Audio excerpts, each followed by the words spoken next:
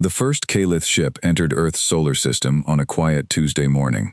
It was small, barely the size of a large passenger jet, and it moved slowly, as if afraid to startle anyone. Radar stations around the world picked it up within minutes. Within an hour, every major government on Earth knew that humanity was no longer alone in the universe. The ship did not attack, it did not hide.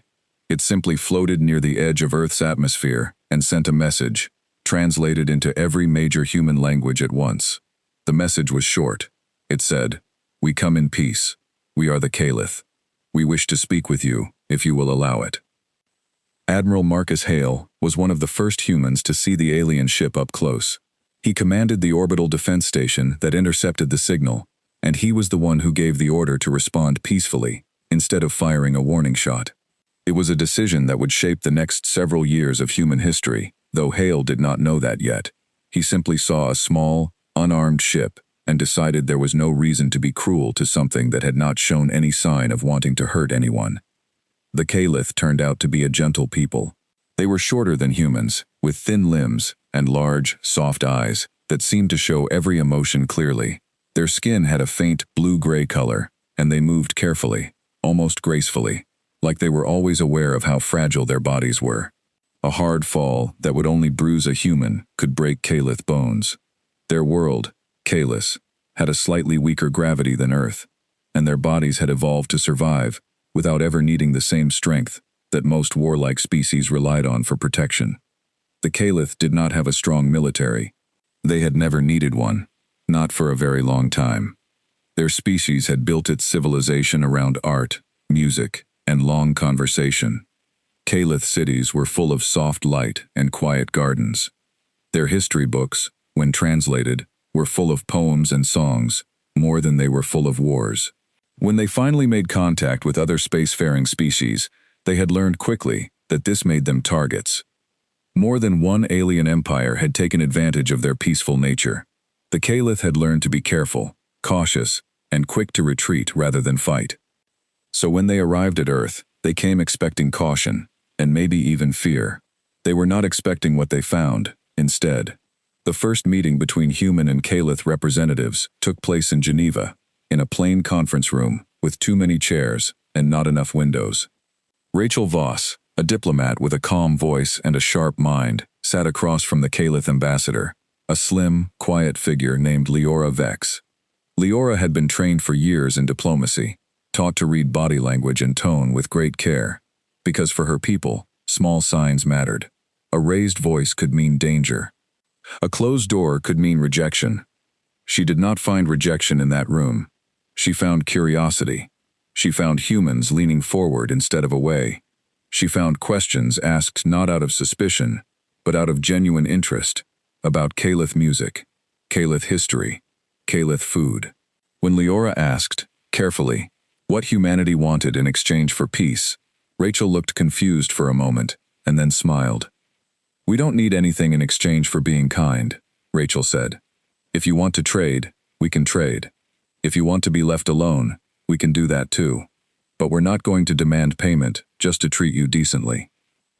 Leora did not fully understand this answer at first. In her experience, every relationship between species had a cost. Nothing was free. But over the following months, as human ships visited Kalis and Calith ships visited Earth, she began to see that the humans meant what they said. They asked for stories, not resources. They sent doctors to study Calith medicine and offered human medicine in return, freely, without demanding trade agreements first. Human musicians began learning Calith songs, and Calith musicians, delighted, began learning human ones. It was strange and wonderful, and it happened faster than anyone expected. Within 2 years, the two species had built something rare, a friendship built on genuine respect rather than fear or need. Human cities began hosting Calith art shows.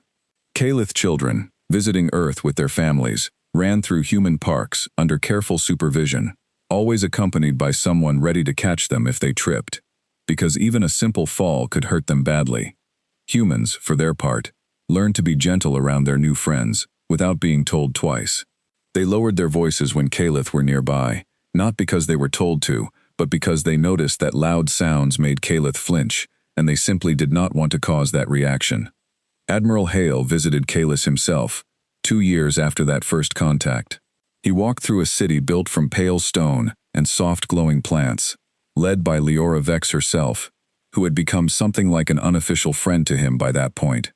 She showed him gardens that had been growing for 600 years, tended by generation after generation of the same families.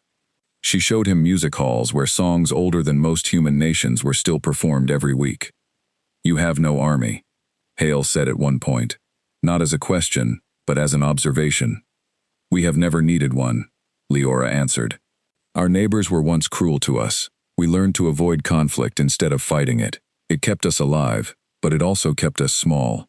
We could never grow the way we wanted to, always looking over our shoulder." Hale said nothing for a long moment. Then he said, "You don't have to look over your shoulder anymore. Not while we're around." Leora smiled at that, the same soft smile she always gave when she was moved by something but did not want to make a scene of it. She did not know, at the time, how seriously Hale meant those words. She did not know that human command back on Earth had already begun quiet discussions about what protecting an ally truly meant, and how far humanity might be willing to go to keep a promise. The friendship between humans and Kalith was not just diplomatic, it became personal. Human families hosted Kalith exchange students. Kalith elders wrote letters to human pen pals, sometimes across a distance of many light years, patiently waiting weeks for a reply. Scientists from both species worked side by side, sharing knowledge freely, building things neither species could have built alone. It was, by any measure, one of the most successful alliances in the history of space exploration. Both sides gained something precious. The Kalith gained a powerful, dependable friend, and humanity gained a gentle, wise companion who reminded them, in quiet ways, that not every relationship in the galaxy needed to be built on strength and threat. But not every power in the galaxy watched this growing friendship with approval. Word of the alliance between Earth and Kalis spread outward, through trade routes and rumor networks, until it reached ears that did not like what they heard. Among them was an empire known as the Voranth Dominion, a vast and aggressive power that had, for a long time, kept a careful eye on the Kalith and their many valuable resources, waiting patiently for the right moment to claim what they wanted. The Voranth had heard of humanity, of course. Every major power in this region of space had, but they knew humans mostly through rumor and distant reports, second-hand stories filtered through several translations. They did not yet understand what kind of species they were dealing with. They saw only a young, unproven civilization that had somehow attached itself to a species the Voranth considered weak and easy prey. To the Voranth commanders, this alliance did not look like a warning. It looked like an opportunity. If the Kalith had found a new protector, then testing that protector, and showing the wider galaxy what happened to those who dared to interfere with Voranth ambitions, seemed like a useful lesson to teach. They decided, in the quiet halls of their command centers, that it was time to remind everyone, including this new species called humanity, exactly how the galaxy truly worked. They had no idea what they were about to start. In the weeks that followed, the first quiet Dominion discussions about the Kalith alliance, life on Earth, and Kalis continued much as it had before, unaware of the storm gathering at the edges of known space. Human children in classrooms across the world learned Kalith counting songs, simple melodies meant to teach numbers to very young Kalith, and found them oddly soothing in their own language too. Kalith craftsmen, visiting human workshops, marveled at the speed and roughness of human tools, built for strength rather than delicacy, and yet found beauty in the results all the same. Admiral Hale, back on Earth after his visit to Kalis, found himself thinking often about the conversation he'd had with Leora Vex in that garden. He mentioned it to no one directly, but it stayed with him, shaping decisions he made in the following months that others around him did not fully understand at the time. He began quietly reviewing defense contingency plans that had never been given serious attention before. Plans built around the question of what Earth would do if an ally, rather than Earth itself, came under attack from a hostile power. It was not paranoia, exactly. It was something closer to a promise he had made to himself, privately, standing in that Kalith garden, listening to Leora describe centuries of caution and quiet retreat. He did not want that same story to continue. He wanted, if it was within his power to arrange it, for the Caliph to finally have a friend who would not ask them to keep looking over their shoulder. Rachel Voss, for her part, spent much of that year building relationships that went beyond formal diplomacy. She learned to recognize the small signs Leora had once explained to her, the tilt of a Caliph head that meant curiosity, the way their long fingers curled inward slightly when they felt nervous or uncertain. She began keeping a personal journal of these observations, not for any official purpose, simply because she found herself genuinely fascinated by her new friends, and wanted to understand them as completely as she could. The Caliph, in turn, began sending more of their people to Earth, not just diplomats and scientists, but ordinary citizens curious about this strange, energetic species that had welcomed them so warmly. Caliph tourists walked through human cities with wide, careful eyes, remarking on the noise, the color, the sheer restless motion of human life, so different from the quiet, measured pace of their own world. Human guides, assigned to escort these visitors, quickly learned to slow their pace, lower their voices, and watch carefully for any sign that a Caliph guest might be growing overwhelmed. It was during this period that the first joint scientific projects between the two species began producing real results. Caliph biologists, whose species had spent centuries studying the delicate balance of their own fragile ecosystem, shared techniques for sustainable farming that human agricultural scientists found remarkably effective when adapted to Earth's own environment. Human medical researchers, working alongside Caliph counterparts, developed treatments for several genetic conditions that had troubled the Caliph for generations, conditions related to the very fragility that made their bones and bodies so vulnerable to injury. Leora Vex, watching this exchange of knowledge and culture deepen month after month, allowed herself to hope that perhaps this alliance truly was different from anything her people had experienced before. She still carried, somewhere beneath that hope, the old caution bred into her by generations of Caliph history, the quiet voice reminding her that trust given too freely had cost her people dearly in the past. But even that cautious voice grew quieter with each passing month, as humanity continued to demonstrate, through countless small gestures and larger commitments alike, that their friendship was exactly what it appeared to be. Neither Leora, nor Rachel, nor Admiral Hale himself could have known just how soon and how thoroughly that friendship would be tested. For now, in this quiet, hopeful season of growing trust between two very different peoples, the shadow gathering in Voranth space remained hidden, patient, and unaware of exactly what kind of resolve it was about to provoke. 3 years after first contact, a Voranth ship appeared at the edge of Earth's solar system. It was much larger than the small Caliph craft that had first arrived, dark gray and shaped like a blade, with weapons visible along its hull instead of hidden away. It did not ask permission to approach. It simply came, broadcasting a single demand, a meeting with Earth's leadership, immediately. Admiral Hale, now head of Earth's outer defense fleet, watched the ship's approach from the command center on Luna Station. He did not like the way it moved, slow and confident, like something that expected to be obeyed. He gave the order to let it approach, but he also gave a quiet order to move 3 defense cruisers into position nearby, just in case. The meeting took place aboard the Voranth ship itself, at the alien commander's insistence. Rachel Voss led the human delegation, accompanied by 2 security officers and a translator. Though the Voranth, it turned out, already spoke passable English, learned through years of listening to human broadcasts leaking out into space.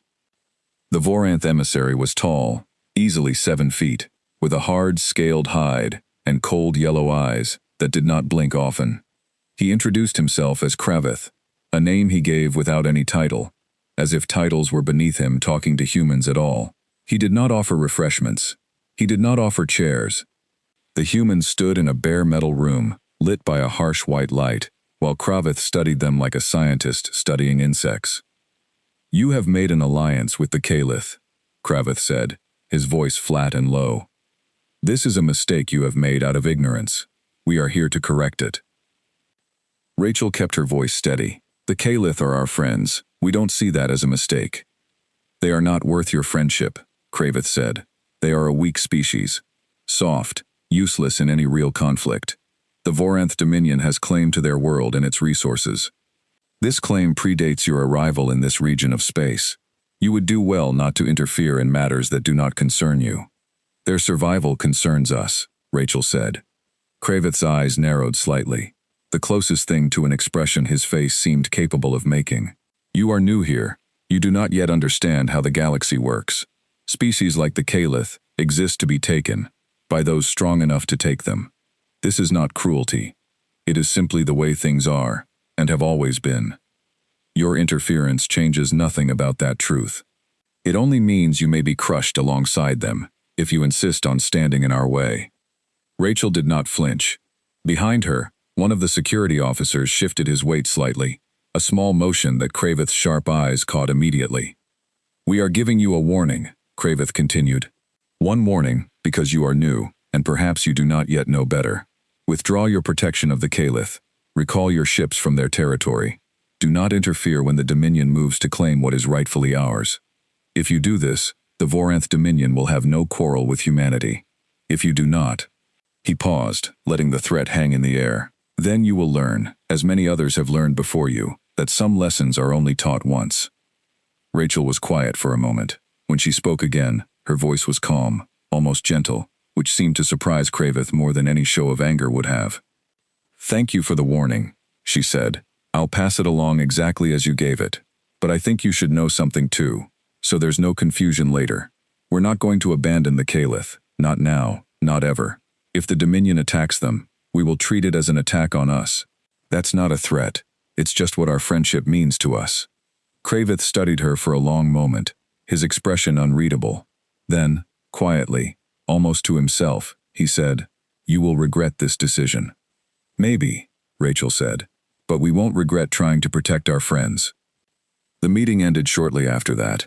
The Voranth ship departed within the hour, moving away from Earth as slowly and deliberately as it had arrived, as if it wanted to make sure everyone understood that it was not afraid, that it was leaving on its own terms. Back on Earth, the meeting sparked immediate debate. Some officials worried that humanity had just provoked a war with a far more powerful, far more experienced empire, one that had likely fought and won conflicts across dozens of star systems, while humans were still fighting each other over borders on a single planet. They argued for caution, for careful diplomacy, for finding some middle path that avoided direct conflict. But Admiral Hale, along with a growing number of officials who had personally visited Kalis and seen the alliance firsthand, argued differently. They pointed out that backing down now would not prevent conflict. It would only guarantee it, later, on worse terms, after the Voranth had already taken the Caliph and turned their attention fully toward Earth. Better, they argued, to make their position clear now, while there was still a chance the Voranth might reconsider, than to wait and hope for the best. It was Hale who said the words that would later be remembered, quoted, and repeated for years afterward, first inside military briefings, and eventually across all of human space. He said it plainly, without dramatics, during a closed session with Earth's leadership. They gave us one warning, that's fair, that's their right, but we're not going to give them a second chance to hurt our friends. If they come for the Caliph, we come for them, with everything we have, and we don't stop until the threat is gone. No half measures, no second warnings from us either. It was not a popular position with everyone. Some worried it was reckless, that it invited disaster. But over the following weeks, as more officials studied the Voranth Dominion's history, as more reports came in describing worlds the Dominion had conquered and species they had subjugated, sentiment began to shift. The Voranth were not simply another power looking to negotiate. They were an empire built on conquest, one that measured strength by what it could take from those weaker than itself. Diplomacy alone, many began to realize, would not save the Caliph. Only strength would, backed by a genuine willingness to use it. Quietly, without public announcement, Earth's Defense Command began preparing. Shipyards that had been building slowly, cautiously, for years, increased production.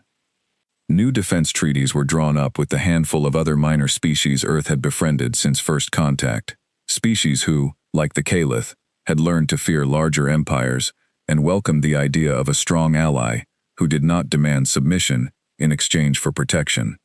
On Kalis, Leora Vex heard about the warning from Rachel herself, delivered personally during a visit meant, officially, to discuss an upcoming cultural exchange program. Leora listened in silence as Rachel explained what had happened, what Kravith had said, and what the human response had been. When Rachel finished, Leora was quiet for a long moment, her large eyes searching Rachel's face. "You would really do this?" Leora asked softly. "Go to war? For us?" "We already decided," Rachel said. "It's already done. We just haven't had to prove it yet." Leora did not know what to say to that. In her long life, she had heard many promises from many different peoples, most of them broken eventually, when keeping them became inconvenient or costly. She wanted to believe humanity was different. Some small, hopeful part of her already did. She would not have to wait long to find out for certain. In the months following Kravith's warning, life continued on both worlds, but beneath the surface, everything had shifted. Earth's shipyards, once focused primarily on exploration and trade vessels, quietly began retooling for defense production. New weapons research programs, drawing on data gathered from careful, non-hostile observation of Voranth trade ships passing through neutral space, worked to identify weaknesses in Dominion shielding technology. None of this was announced publicly. Earth's leadership understood that open military buildup might provoke exactly the kind of aggressive response they hoped to avoid, or at least delay. Admiral Hale oversaw much of this preparation personally, working closely with a small group of trusted officers who understood the seriousness of what they were building toward. He did not believe, not truly, that the Voranth Dominion would simply accept humanity's refusal to abandon the Caliph, without eventually testing that refusal through force. Everything he had read about Dominion history, every account of their expansion across dozens of star systems, suggested a culture that measured strength through action, not words. A warning ignored, in Voranth thinking, was not the end of a threat. It was simply the beginning of a delayed response. Rachel Voss spent much of that same period working to strengthen ties with other minor species scattered throughout the region, species who had their own long histories of caution around the Voranth Dominion. Some had suffered direct conquest in past generations. Others had simply learned, through careful observation of their neighbors' misfortune, to stay small and unnoticed. Rachel approached each of these species carefully, offering partnership rather than demanding it, explaining Earth's growing alliance with the Caliph, and asking, gently, whether they might be interested in similar cooperation. Some species declined, too afraid of drawing Dominion attention to risk any visible association with a young, unproven power like Earth. But others, cautiously, began opening dialogue, watching closely, to see whether humanity's promises to the Caliph would hold under pressure before committing to anything similar themselves. It was, in its own way, a test humanity did not yet know it was undergoing, one that would be decided entirely by how it responded when the Voranth finally made their move. On Kalis, Leora Vex found herself increasingly involved in defense planning discussions she had never expected to participate in during her career as a diplomat and cultural liaison. Caliph military officials, such as they were, given how minimal any formal Caliph defense force had ever needed to be, worked alongside visiting human officers to develop evacuation protocols for vulnerable colonies, communication systems that could function even under direct attack, and early warning networks meant to give advance notice of any approaching hostile fleet. It was strange, uncomfortable work for a people who had spent centuries building a culture almost entirely around avoiding exactly this kind of preparation. Some older Caliph officials questioned whether embracing this kind of militarization, even defensively, even in partnership with trusted allies, risked changing something essential about who the Caliph were as a people. Leora understood the concern, but found herself, more and more, believing that survival sometimes required accepting difficult changes, especially when the alternative was continued vulnerability to exactly the kind of aggression her people had always feared. Dovan Trask, still a young engineer at that point, newly assigned to the mining colony at Dessa's Rest, attended several of these planning sessions himself, learning basic emergency protocols alongside his fellow colonists. He remembered, later, feeling a strange mixture of gratitude and unease during those training sessions, grateful for the careful preparation, but uneasy at the quiet acknowledgement, built into every protocol and drill, that violence might someday reach even a small, unimportant colony like his own. None of them, not Leora, not Rachel, not even Admiral Hale with all his careful preparation, could have known exactly when or where the Voranth would finally act. But as the months passed and the warning delivered by Kravith faded from daily conversation, replaced by the ordinary business of building an alliance between two very different worlds. The quiet work of preparation continued steadily in the background, waiting for a moment. None of them wanted to arrive, but all of them, in their own ways, understood was probably coming. The attack came 6 months later, on a small Kalith mining colony, called Dessa's Rest, built on a moon at the edge of Kalith territory. It was not a large settlement, home to perhaps 4,000 Kalith, most of them workers and their families, who had come to harvest rare minerals from the moon's deep caves. It had no military presence at all, only a handful of unarmed patrol boats meant to watch for asteroid debris, nothing more. The Voranth chose it carefully. It was far enough from Kalis itself that reinforcements would take time to arrive. It was small enough that the Dominion could claim, later, that it had simply been reclaiming territory that was always theirs, not launching a full invasion. And it was defenseless enough that victory was guaranteed, a clean, easy demonstration of what would happen to anyone who dared rely on humanity for protection. 3 Voranth warships dropped out of hyperspace above Dessa's Rest in the middle of the local night, when most of the colony was asleep. There was no warning given, no demand for surrender, no chance to evacuate. The ships opened fire on the colony's power stations first, then its communication towers, cutting off any chance of an immediate distress call. Ground troops followed soon after, moving through the colony's narrow streets with brutal efficiency. The Kalith who lived there had never faced anything like it. Their homes were not built to withstand attack. Their people were not trained for combat, and their bodies, fragile even in the best of times, stood no chance against Voranth soldiers built for war. Within the first hour, dozens were killed, more were injured, and the survivors scattered into the mining tunnels beneath the colony, hiding in the dark, praying the Voranth would not follow them down. It was one of the colony's engineers, a young Kalith named Dovin Trask, who managed to reach a backup communication relay buried deep in the tunnels, one the Voranth had not thought to destroy. With shaking hands, he sent a distress signal outward, not knowing if it would reach anyone in time, not knowing if there would be anyone left to save by the time help arrived. The message was simple, recorded in a voice thick with fear. "This is Dessa's Rest. We are under attack. Voranth ships, at least 3, maybe more. They are killing everyone. Please, please, if anyone can hear this, we need help." The signal traveled outward, bouncing between relay stations, until it reached Kalis itself, and from there, through the alliance network humans and Kalith had built together over the past 3 years, it reached Earth. Admiral Hale was in his quarters on Luna Station when the alert came through, just past midnight, local time. He read the transcript of the distress call twice before he fully understood what it meant. Then he was on his feet, already giving orders before he had even finished reading it a third time. "Get me Fleet Command," he said. "Now, and get the Kalith Relief Fleet moving. All of it." What Hale did not say aloud, though it was true, was that this moment had been prepared for. In the 6 months since Kravith's warning, Earth's Defense Command had quietly built and positioned a rapid response fleet specifically for a scenario like this one, hoping it would never be needed, but building it anyway, just in case. Ships had been stationed at forward bases near Kalith territory, fueled and crewed and ready to move on short notice. It was not a coincidence that the response, when it finally came, was fast. It had been planned that way from the very beginning. Within 20 minutes of the distress call reaching Luna Station, the first wave of human ships was already moving, breaking away from their forward positions, and setting a direct course for Dessa's Rest. It would still take hours to arrive, the vast distances of space allowing for nothing faster.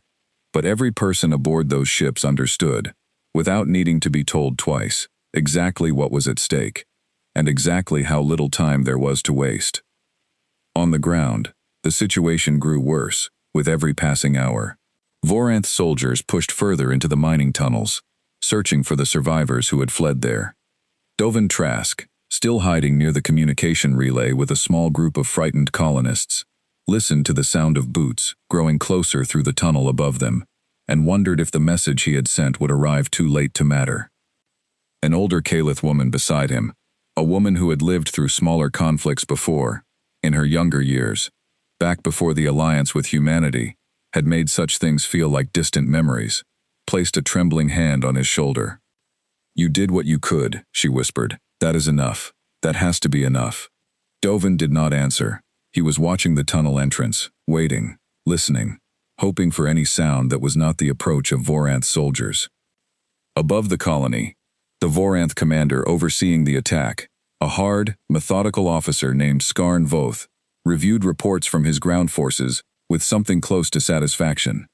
Resistance had been minimal, exactly as expected. Casualties among his own troops were almost non-existent. Within another day, perhaps two, the colony would be fully secured, its remaining population rounded up, its resources claimed for the Dominion. It would be, by any measure, a clean, efficient operation, precisely the kind of demonstration the Dominion's leadership had hoped for. What Skarn Voth did not know, as he reviewed those reports with quiet satisfaction, was that a human fleet was already halfway to his position, moving faster than any intelligence report the Voranth possessed had suggested was possible for a species so new to space travel. He did not know that Earth's Defense Command had spent the last 6 months preparing precisely for this moment, studying Voranth tactics, positioning forces, building weapons specifically designed to counter Dominion warships. He did not know that the warning his own people had delivered months earlier had not gone ignored, as he assumed it had, but had instead been taken with deadly seriousness by a species he still, even now, considered beneath real concern. He would learn all of this very soon. Back in the tunnels of Dessa's Rest, as the hours crawled by and hope grew thinner with each passing minute, Dovin Trask heard something new echo down through the rock above him. It was not the heavy tread of Voranth boots. It was something else entirely, a distant rumble that grew steadily louder, followed by the unmistakable sound of ships, many ships, moving through the sky above the colony. The old woman beside him lifted her head, her large eyes wide with a hope she did not dare fully trust yet. "Is that?" she began. Dovin did not answer immediately. He closed his eyes, listening carefully to the sound growing louder above them, and for the first time since the attack had begun, allowed himself to hope that the message he had sent, desperate and afraid, had reached someone who cared enough to answer it in time. Somewhere above the mining tunnels of Dessa's Rest, the sky had begun to fill with human ships. Hours earlier, when the first Voranth warships had dropped out of hyperspace above the colony, the mining colony's small patrol boats had scattered immediately, their unarmed crews knowing there was nothing they could do to fight back, only warn others and hide. One of those patrol pilots, a middle-aged Caliph named Frenna Sol, had guided her small craft into a narrow canyon on a neighboring moonlet, cutting all power and praying the Voranth sensors would not detect her. From her hiding place, she watched helplessly through a viewport as the attack unfolded below, the flashes of weapons fire visible even from that distance, each one representing violence being done to people she had known her entire life. She thought of her sister, still down on the surface, working a night shift in one of the deep mining tunnels. She thought of the children in the colony's small school, the same building where she herself had once studied as a girl. She had no way to help them, no weapon, no way to fight back against warships built for war. All she could do was watch, and wait, and hope that somehow, someone would come. Down in the tunnels themselves, as Dovin Trask waited near the communication relay with the small group of frightened survivors, he found his thoughts returning again and again to the training sessions he had attended months earlier, the ones led by human and Caliph officers together, teaching basic emergency protocols for exactly this kind of situation. He had thought, at the time, that such training seemed excessive, even paranoid, for a small mining colony that had never faced any real threat in its entire history. Now, crouched in the dark with strangers and neighbors alike, listening to the sound of Voranth boots growing closer through the tunnels above, he was deeply, desperately grateful that someone had insisted on that training after all. He remembered the instructions clearly: stay quiet, stay hidden, and if any communication equipment remained functional, use it, no matter how small the chance of the signal reaching anyone in time. That memory was what had driven him, hours earlier, to search desperately through the ruins of the colony's damaged infrastructure until he found the backup relay, buried deep enough in the tunnels that the initial Voranth bombardment had missed it entirely. Above them, Voranth's soldiers continued their methodical search, moving from tunnel to tunnel with practiced efficiency, dragging out any colonists they discovered hiding in the dark. Dovin had heard, faintly, the sounds of these discoveries happening elsewhere in the tunnel network, cries and pleas that cut off suddenly into silence, and he understood. with a cold certainty he would carry with him for the rest of his life. Exactly what kind of mercy the Voranth Dominion was prepared to offer his people. The old woman beside him, whose name he would later learn was Kessa Dren, a retired teacher who had spent decades instructing generations of the colony's children, held his hand tightly as the sounds grew closer. "Whatever happens," she whispered, "you did everything you could. Remember that. You sent the signal. That was brave. It won't matter if help doesn't come in time," Dovin whispered back. "It matters regardless," Kessa said firmly. "You gave us a chance. That is not nothing, even if the chance is small." It was in that moment, with Voranth boots sounding directly above the chamber where they hid, close enough now that capture seemed only minutes away, that the first sounds of the human fleet's arrival began echoing down through the rock. Dovin would later describe that sound, in interviews conducted long after the crisis had ended, as the most beautiful thing he had ever heard in his life. The distant, growing thunder of engines that did not belong to Voranth ships, followed by the retreating panic of soldiers who had, until that moment, believed themselves completely unopposed.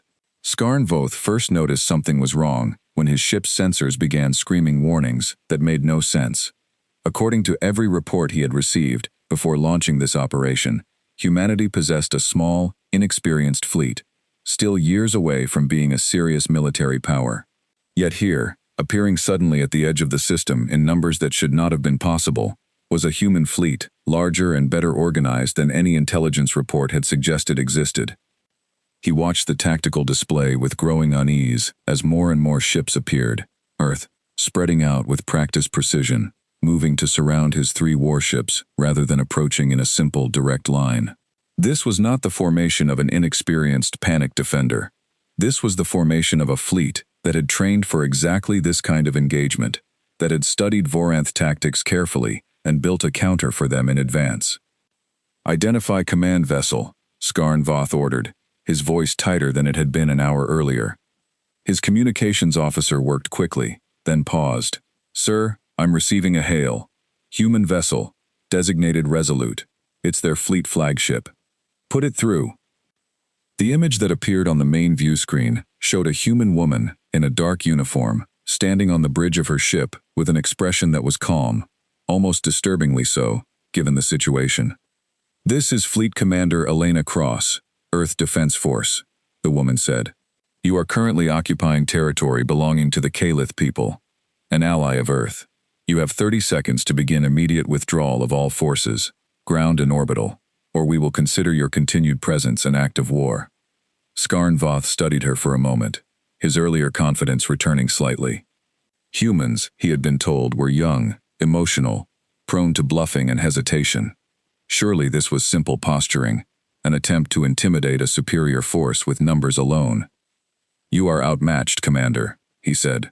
"Your ships may outnumber mine, but Voranth warships are built for war. Yours are not. I suggest you withdraw before this becomes a battle you cannot win." 20 seconds, Cross said, her voice not changing at all. Skarn Voth's patience broke. "This is absurd. Weapons, target the human flagship. Prepare to—" He never finished the order. The moment his weapons officer began charging the ship's cannons, Elena Cross's expression did not change, but her voice, when she spoke again, carried a new edge to it. "Time's up," she said. "Fleet, engage."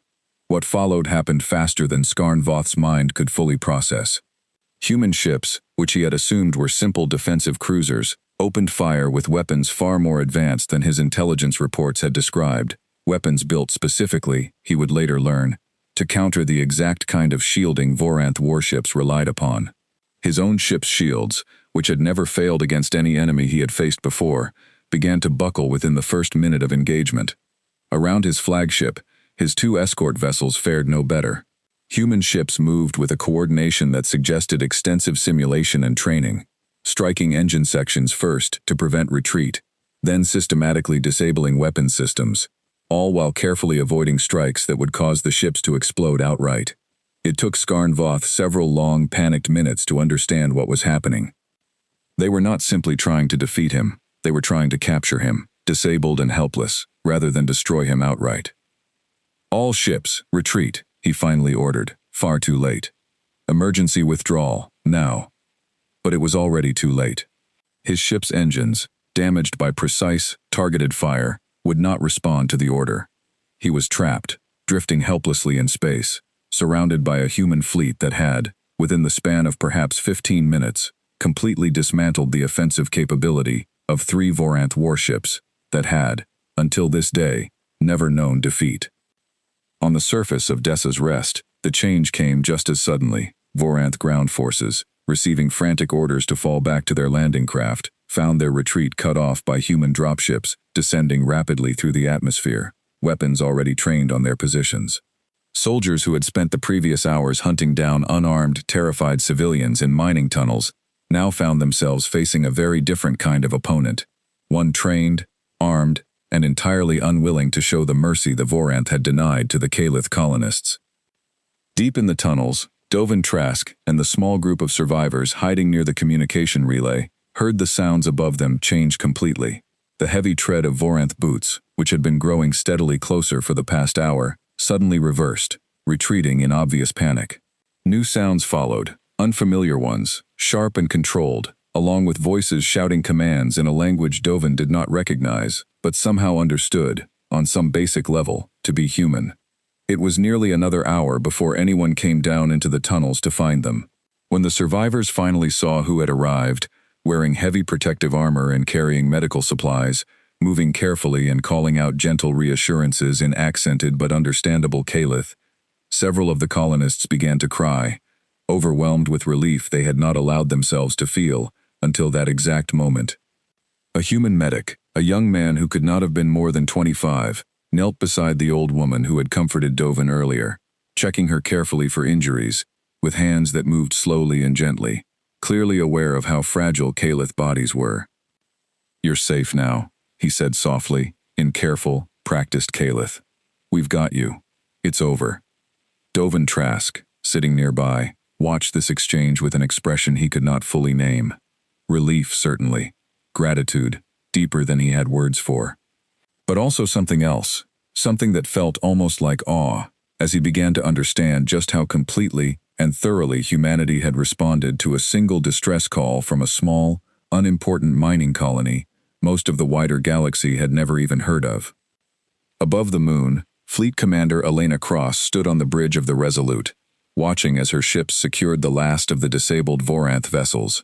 She had received the initial distress call less than 8 hours earlier. In that time, her fleet had crossed vast distances of space, engaged and defeated 3 enemy warships, secured the surface of an entire colony, and begun evacuating and treating survivors, all without losing a single ship or a single soldier under her command. It was, by any reasonable military standard, a stunning, overwhelming victory. But as she looked at the reports coming in from the surface, describing the casualties among the Kalith colonists, the families torn apart, the children who would grow up remembering the night Voranth soldiers came to their home, she did not feel like celebrating. She turned to her second-in-command, a tired-looking officer named Priya Nandan, who had been awake, like Cross herself, for nearly 20 hours straight. "Get me a channel to Earth Command," Cross said quietly. "And get me the casualty numbers from the surface. All of them. I want to know exactly what this cost." "Yes, Commander," Nandan said. Then, after a brief pause, she added, "For what it's worth, ma'am, if we hadn't come when we did, it would have been a lot worse." Cross nodded slowly, her eyes still fixed on the tactical display, still showing the 3 captured Voranth warships drifting helplessly in the space where they had once been so confident of an easy, one-sided victory. "I know," she said, "but it shouldn't have happened at all. Not to people who never had a chance to defend themselves." Behind her, on the display, the disabled form of Skarn Voth's flagship hung motionless in space, its commander now facing the reality that the warning his own people had delivered months earlier had been met, not with fear or hesitation, but with quiet, thorough, and utterly ruthless preparation. The first battle was over. But for Skarn Voth, and for the Voranth Dominion as a whole, the true reckoning had only just begun. Down on the surface, the human medic who had found Dovin Trask and the other survivors in the mining tunnels, a young man named Corporal Danny Reyes, spent the following hours helping coordinate the broader rescue effort, moving from tunnel to tunnel with a small team, searching for any remaining survivors. It was slow, careful work, made more difficult by the need to move gently, always aware of how easily Kalith bodies could be further injured by rough handling. Reyes had trained for exactly this kind of operation during the months of quiet preparation Earth's Defense Command had carried out following Kravith's warning, running simulations designed specifically around Kalith physiology, learning how to lift, carry, and treat patients whose bones could break under pressure a human body would barely notice. He had never expected, during those long training sessions, that the knowledge would be needed so soon, or under such devastating circumstances. By midday, the last survivors had been located and brought to the surface, where human medical ships had already established a field hospital, treating injuries ranging from minor cuts and bruises to serious trauma suffered during the initial attack. Kalith doctors, who had rushed to the colony aboard some of the earliest response ships, worked alongside their human counterparts, grateful for medical supplies and equipment their own small colony had never possessed in sufficient quantity.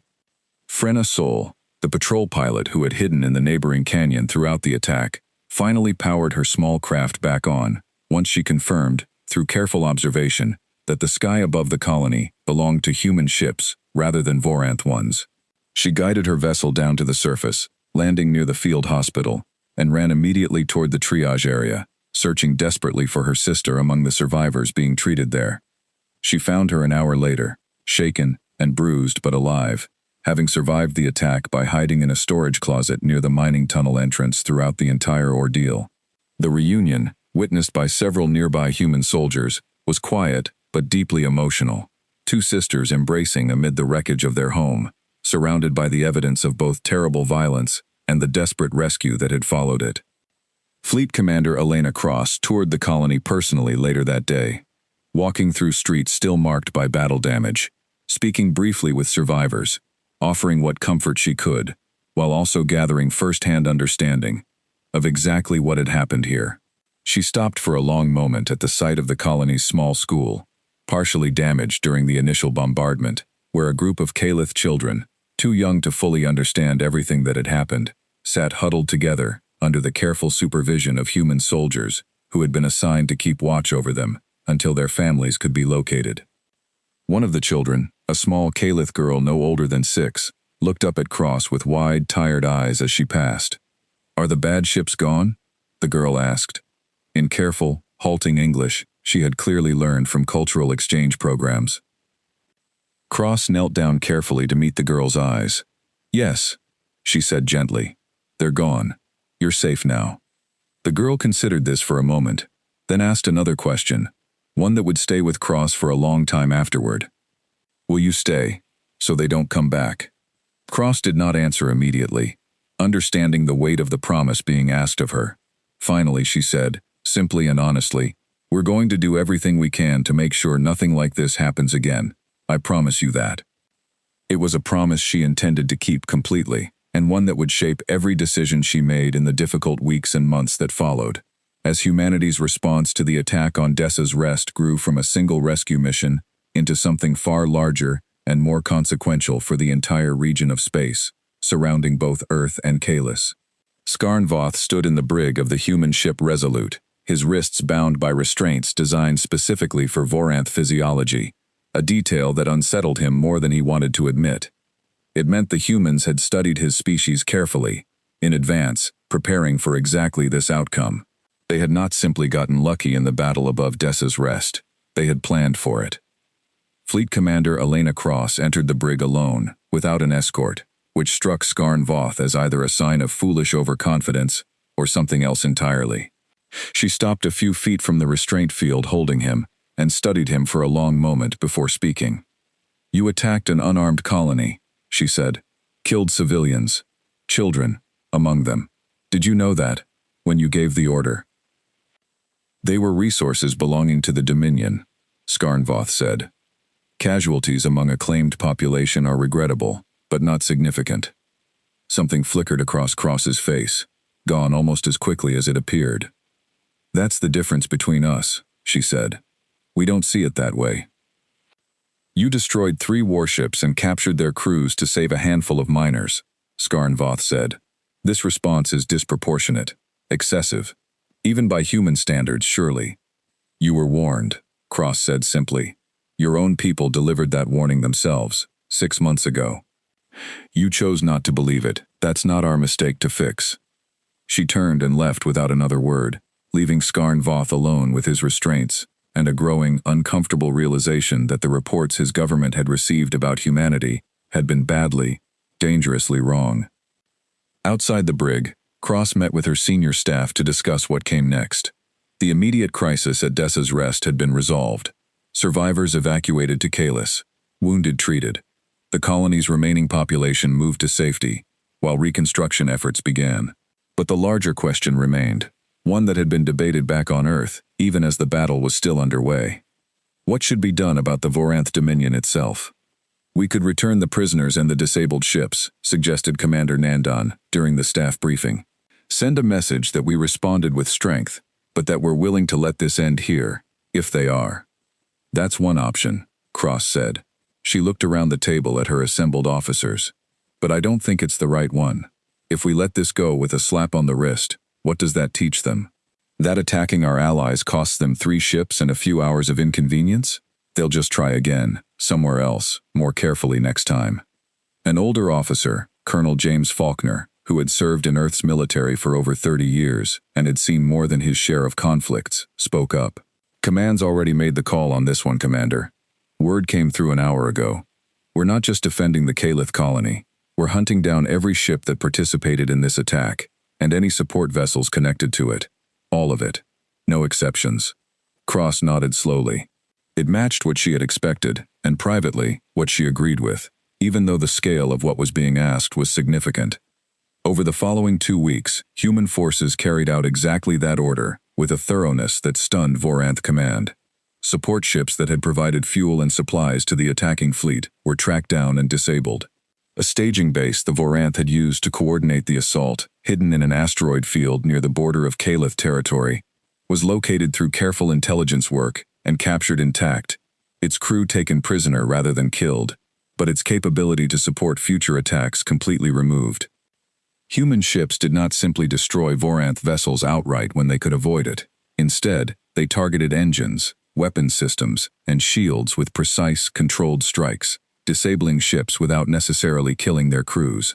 It was, in its own strange way, a kind of mercy, though it did not feel merciful to the Voranth commanders, who found themselves stripped of their fleets, their pride, and their ability to fight back, forced instead to watch helplessly as their ships were captured or crippled one by one. Word of what was happening spread quickly through Voranth ranks, carried by frightened crew members transferred as prisoners between human vessels, by officers who managed to escape capture and report back to Dominion Command, by rumor and fear that grew with every retelling. Humans, it was said, did not fight like other species the Dominion had encountered. They did not seek quick, decisive battles followed by negotiated settlements. They fought with patience, with preparation, and with a terrifying willingness to commit whatever resources were necessary to see a conflict through to its complete and total end. Skarn Voth, still held prisoner aboard the Resolute, watched these reports arrive with a mixture of disbelief and growing dread. He had commanded the initial attack on Dessa's Rest, expecting an easy, one-sided victory against a defenseless colony. Instead, he had triggered a response that was systematically, methodically dismantling every piece of military infrastructure connected to his operation, without any sign of the hesitation or negotiation he had expected from what Dominion intelligence had described as an inexperienced young species. "Why?" he finally asked Cross, during one of her occasional visits to the brig. "You have made your point. You have proven your strength. Why continue hunting down every last ship, every last outpost connected to this attack? What purpose does it serve now?" Cross considered the question carefully before answering. "Because half measures don't protect anyone," she said. "If we stop now, your people learn that attacking our friends has a cost, but it's a cost that can be paid and absorbed, like the price of doing business. We're not interested in teaching that lesson. We want your people to understand, completely, that this alliance means something, that the Kalith are protected, fully, not partially, not sometimes, always." "Even at the cost of endless war with the Dominion?" Skarn Voth asked. "We're not looking for endless war," Cross said. "We're looking for this to end, completely, in a way that means it doesn't happen again. There's a difference." Back on Kalis, Leora Vex followed news of the ongoing military campaign, with a complicated mixture of gratitude and unease. She had wanted humanity's help, had trusted their promise of protection, but the scale of the response, the sheer thoroughness with which human forces were dismantling every piece of the Voranth operation, was more than she had expected, more than she had imagined when Rachel Voss first told her about the warning, all those months ago. She raised her concerns during a call with Rachel, who had returned to Kalis to help coordinate humanitarian aid for the survivors of Dessa's Rest. "I am grateful," Leora said carefully, "more grateful than I can properly express. But I worry, sometimes, about what this means. Your people are capable of such completeness when they decide to act.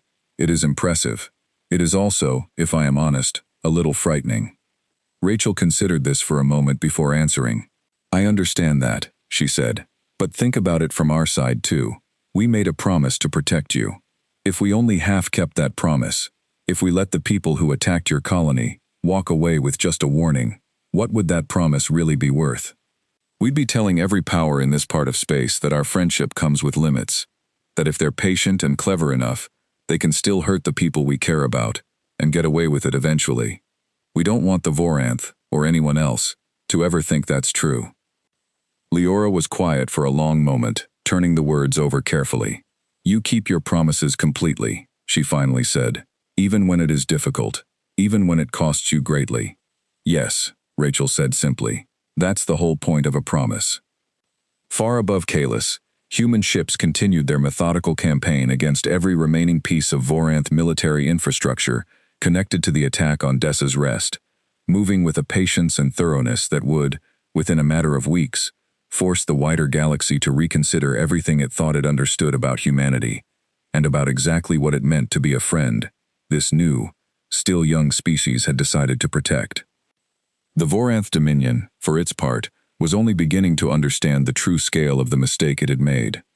Among the human crews carrying out the methodical campaign against Voranth military infrastructure, a quiet but firm code of conduct had emerged, guided by direct orders from Fleet Command, but also, in many cases, by the personal convictions of the officers involved.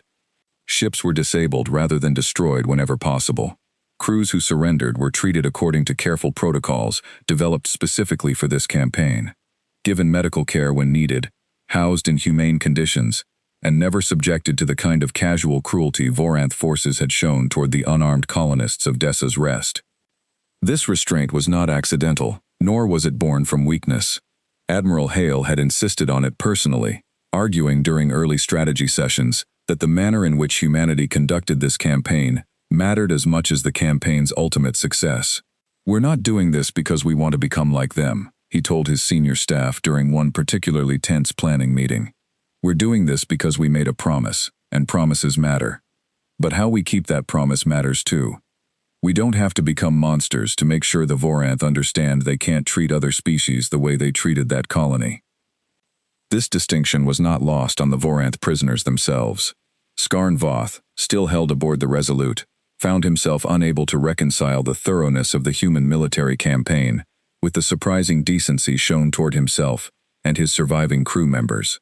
He had expected, based on his understanding of how such conflicts typically unfolded, either swift execution or brutal, punitive treatment, designed to break the spirit of captured enemies. Instead, he found himself housed in reasonably comfortable quarters, provided with food suited to Voranth dietary needs, and even given access to communication with his family back in Dominion space, a privilege he had not expected and did not fully understand the purpose of. "Why do you treat us this way?" he finally asked Cross during one of her visits, genuine confusion evident in his voice. "We attacked your allies, killed civilians. By any standard I understand, we have forfeited any claim to decent treatment." "Maybe," Cross said, "but that's not really the point.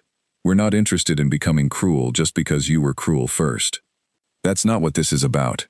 We're going to make sure your people understand, completely, that attacking the Kalith carries a real cost, but we're not going to torture prisoners or execute surrendered crews to make that point. That's not who we are, and honestly, it's not necessary to make the lesson land." This philosophy extended to the broader campaign as well.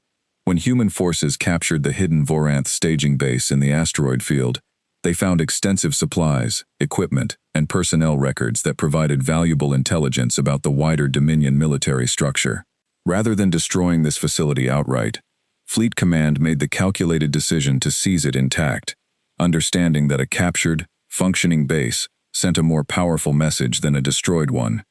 Proof that humanity's reach and capability extended further than the Voranth Dominion had ever imagined possible. Colonel Faulkner, overseeing the operation to secure the staging base, reported back to Fleet Command with something approaching genuine surprise in his voice.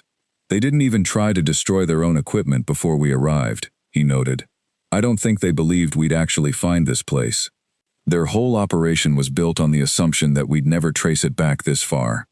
That assumption, like so many others the Voranth Dominion had made about humanity's capability and resolve, proved to be a costly miscalculation, one that would only become clearer as the full scope of the conflict continued to unfold in the weeks and months that followed. Overlord Dasik Vorn ruled the Voranth Dominion from a throne room built to intimidate, carved from black volcanic stone taken from a world his ancestors had conquered 3 centuries earlier. He had held power for nearly 40 years, longer than most Voranth rulers survived, in a system where weakness was punished swiftly, and in that time, he had expanded Dominion territory through a combination of careful strategy and overwhelming force, applied without hesitation whenever it was needed. The reports reaching him about the failed attack on Dessa's Rest troubled him, though he was careful not to show it in front of his advisors. 3 warships lost, their crews captured, a staging base destroyed, supply lines dismantled, all of it accomplished by a species his own intelligence reports had described, only months earlier, as young, disorganized, and militarily insignificant. "Explain to me," Dasik Vorn said, his voice low and controlled, addressing the assembled council of military advisors gathered before his throne, "how a fleet we assessed as inferior managed to defeat Commander Voth's forces so completely, and with so few losses of their own." General Threx Kalen, the Dominion's senior military strategist, stepped forward carefully. "Overlord, our assessment of human capability was based on limited data, fragmented broadcasts, second-hand reports from minor trade contacts. It appears the humans deliberately concealed the true extent of their military development, allowing us to underestimate them. Or," Dasik Vorn said coldly, "our intelligence gathering was simply incompetent." Kalen did not respond to that directly, wisely choosing silence over an answer that could not end well for him either way. "What is your assessment now?" Dasik Vorn continued, "of human capability and human intent?" Kalen hesitated only briefly before answering honestly. Their response suggests significant advance preparation. "Overlord. Weapon systems specifically designed to counter our shielding, tactical coordination, consistent with extensive simulation and training. This was not an improvised defense. It was a planned response, one they had readied months in advance, following the warning we delivered to them." "So they took our warning seriously," Dasik Vorn said, "and chose to prepare for war rather than compliance." "It appears so, Overlord." Dasik Vorn was quiet for a long moment, considering this. Around him, his advisors waited nervously, unsure which direction his anger might turn. Finally, he spoke again, his voice carrying the weight of a decision already made. "Then we have 2 choices," he said. "We can accept this defeat, withdraw our claim on Kalith territory, and allow this new species, this humanity, to establish itself as a power capable of successfully defying the Dominion. Every minor species and every rival empire watching this region of space will see that defiance, and understand that we can be resisted, if one is simply willing to fight back hard enough. That is unacceptable." He paused, letting the weight of his next words settle over the room. "Or we can correct our mistake, not with a limited raid on an undefended colony, as Commander Voth foolishly attempted, but with a full military campaign, properly resourced and properly planned. We will not simply reclaim Kalith territory. We will crush this alliance entirely, humans included, and remind the galaxy exactly why the Voranth Dominion is not a power to be defied." General Kalen shifted uncomfortably. "Overlord, if I may, the humans have already demonstrated capability beyond our initial assessment. A full military campaign against both the Kalith and Earth itself would represent a significant commitment of Dominion resources. perhaps a more measured response. Measured responses have already failed us once, Dasik Vorn interrupted sharply. I did not build this empire through measured responses, General. I built it by ensuring that any who defied the Dominion learned, completely and permanently, the cost of that defiance. We will not repeat Commander Voth's mistake of underestimating this species. We will commit sufficient force to guarantee victory this time, regardless of the cost. It was, in hindsight, a decision built on a fundamental misunderstanding, one that would prove far more costly than Dasik Vorn could have anticipated in that moment.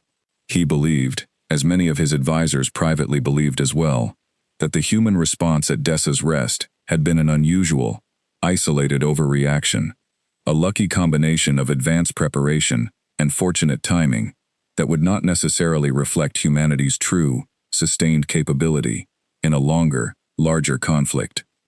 What Dasik Vorn did not understand, because his intelligence networks simply had not gathered the information necessary to understand it, was that the response at Dessa's Rest had not been the full extent of human preparation. It had been the smallest, most immediate piece of a much larger defensive strategy that Earth's command had been quietly building since Kravith's warning was first delivered, months earlier. Additional shipyards, kept largely secret from outside observation, had continued production throughout the crisis. Alliance networks with other minor species across the region, species who had their own long histories of suffering under Voranth expansion, had been quietly strengthened, with promises of mutual support in the event of exactly this kind of escalation. Humanity had not simply prepared to defend one small mining colony. It had prepared, carefully and thoroughly, for the possibility that the Voranth Dominion might respond to a single defeat, not with caution, but with escalation, exactly as Dasik Vorn was now choosing to do.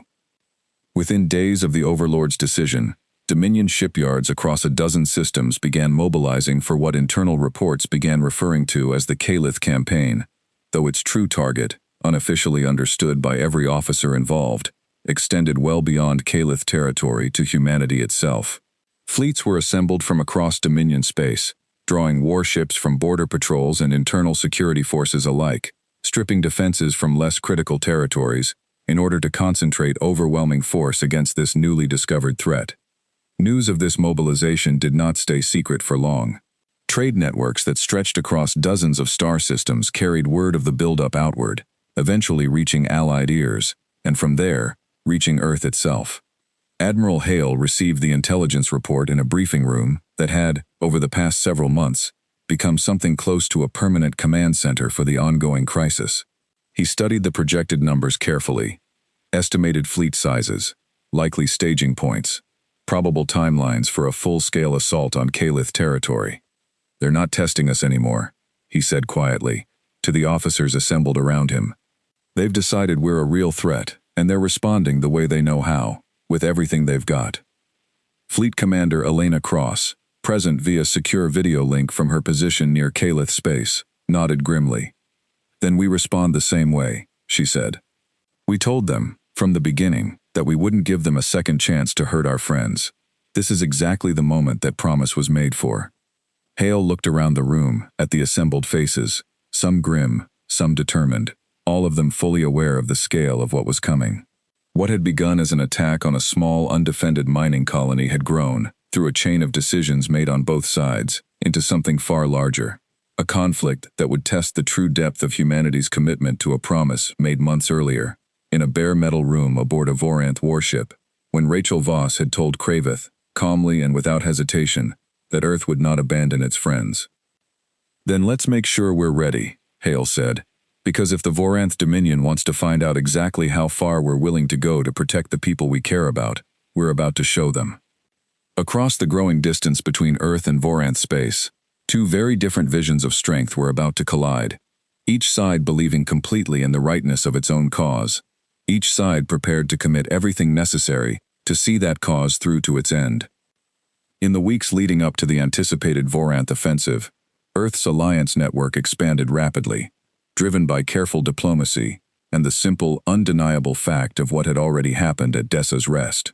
Species that had spent generations avoiding any entanglement with larger powers now found themselves reconsidering, watching closely as humanity demonstrated, through concrete action rather than empty promises, exactly what kind of ally it intended to be.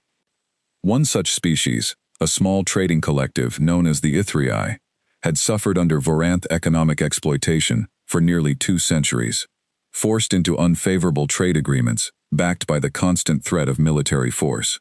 Their representative, a cautious, weathered diplomat named Cor Eston, traveled personally to Earth to meet with Admiral Hale, carrying with him decades of accumulated grievance against the Dominion, along with considerable uncertainty about whether allying with humanity might simply trade one dangerous entanglement for another.